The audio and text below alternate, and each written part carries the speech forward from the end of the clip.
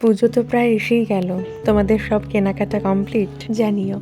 মা বাবা সেদিন এসেছিল শপিং করতে, তবে আমার যাওয়ার কোনো প্ল্যান ছিল না। আমার তো অফিস ছিল, কিন্তু ওদের আসতে একটু দেরি হওয়ায় আমি আমার কাজগুলো গুছিয়ে নিয়ে চলে গেছিলাম। আমরা প্রথম মিট করলাম নন্দনে, তারপর বেরিয়ে দু একটা কাজ ছিল, সেগুলো মিটিয়ে মেট্রো ধরে সোজা চলে গেলাম কালীঘাট। সকাল থেকে অঝোরে বৃষ্টি হয়ে গেছে, তাই এই মুহূর্তের ওয়েদারটা ভীষণ সুন্দর, দেখতেই পাচ্ছ তোমরা। নন্দনের পিছনের দিকটার গাছ, জল, ফোয়ারা যেন বৃষ্টির পরে আরো অন্যরকম হয়ে উঠেছে। নন্দন থেকে বেরিয়ে মেট্রো নিয়ে গেলাম কালীঘাট। কালীঘাটে নেমে হেঁটে ঢুকলাম লেক মল।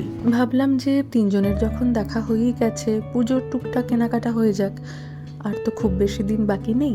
তো সেই ভাবনা চিন্তা থেকেই ঢুকে পড়লাম ম্যাক্সে। ম্যাক্স আমার অনেক পুরনো ফেভারিট জায়গা, প্রচুর কেনাকাটা করেছি আগে, এখনও করি। তো ম্যাক্স থেকে বাবাকে পুজোতে একটা শার্ট গিফট করলাম, অনির জন্য একটা শার্ট কিনলাম। মা বাবাও আমাকে একটা কুর্তি কিনে দিল, কিন্তু সেটা আমি অলরেডি পরে ফেলেছি। যাই হোক, ম্যাক্স থেকে বেরিয়ে নিচে নেমে এসে সফটি খাওয়া হলো। আমি খেলাম বিস্কফ, মা খেলো মিল্কি বার। আমি আর অনি মাঝে মাঝে উইকেন্ডে সময় সুযোগ করে এখানে সফটি খেতে যাই, ভাল লাগে বেশ।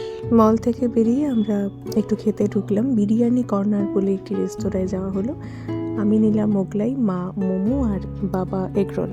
ব্যাস, তারপর আর কি, যে যার বাড়ি। হ্যাঁ, এই ব্যাপারটা একটু অদ্ভুত এখন, মেয়েদের বিয়ে হয়ে যাওয়া মানেই সব কিছু অন্যরকম হয়ে যায়।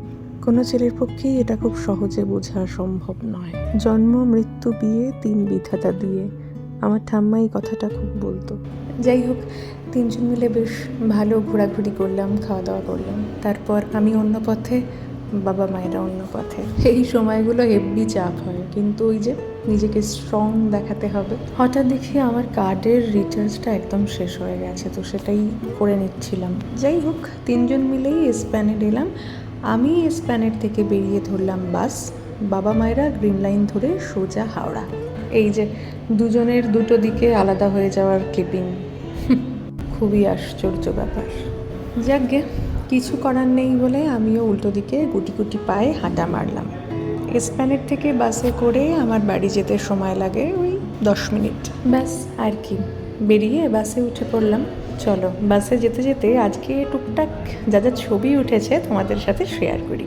তোমরা যারা আমার এই ভিডিওটা দেখলে তাদেরকে থ্যাংক ইউ সো মাচ। আর একদম এই ভিডিওর শেষে অনেকে পুজোতে যে শার্টটা গিফট করলাম সেটা, আর বাবার জন্য যেটা কিনেছি, দুটোই রইল।